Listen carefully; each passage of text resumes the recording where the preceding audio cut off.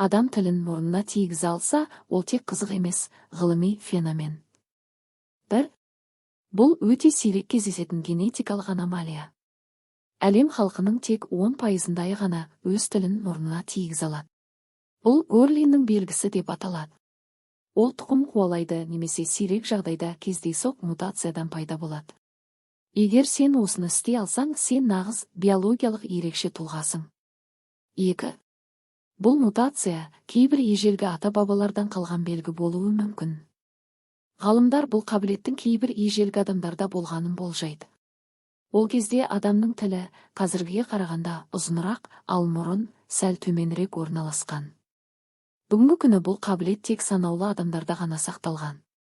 Яғни, сен эволюциялық арт-кек миссиямен келген тірі жәдігерсің. 3. Бұл қабілет көбіне бас сүйек пен тыласты бұлшықеттерінің ерекше орналасуына байланысты. Тіліңді мұрныңа тигізу, ол тек тілді ұзартумен шектелмейді. Сенің миың мен бұлшықеттеріңнің үйлесімді жұмыс жасауы қажет. Яғни сенің моторикаң, координацияң көп адамдардан әлдеқайда жақсы болуы мүмкін. 4. Бұл қабілет сенің тіліңнің орташа ұзындықтан едәуір ұзын екенін көрсетеді. Адам тілінің орташа ұзындығы 10 см шамасында. Бірақ тілі мұрнына жететін адамдарда бұл көрсеткіш 12 см-ден асады. Бұл дене құрылымындағы ерекше даралық. 5. Егер сен мұны еркін жасай алсаң, сенің бет бұлшықеттерің мықты дамыған деген сөз. Бет бұлшықеттері әлсіз адамдар мұндай икемге келе алмайды. Бұл сенің миофизиологиялық артықшылығыңның белгісі. Мүмкін сен актер, диктор, әнші, тіпті иллюзионист болуыңа болар. 6. Кейбір цирк әртістері бұл қабілет арқылы өнер көрсетеді. Әлемдегі ең атақты цирк жұлдыздарының бір бөлігі ерекше дене қабілеті барлар. Тілі мұрнына жететін қабілет оларға жаңа образдар жасауға, көрерменді таң қалдыруға көмектеседі. Демек, сенде де сахнаға шығуға негіз бар. 7. Мұндай адамдар кейде макроглоссия диагнозына ие болуы мүмкін, бұл өте сирек кездеседі. Макроглоссия тілді бақылау мен қозғалысын ерекше етуі мүмкін. Бірақ ол міндетті түрде ауру емес, кейбір адамдар үшін бұл жай ғана ерекше даралық пен биологиялық таңғажайып. 8. Бұл қабілет кей жағдайларда тіл бұлшықеттерінің жоғары иілгіштігін көрсетеді, бұл спортта да пайдасы бар.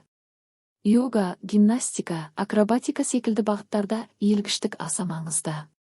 Егер сенің тілің мұрныңа жетсе, сенің денең де ерекше икемді болуы әбден мүмкін.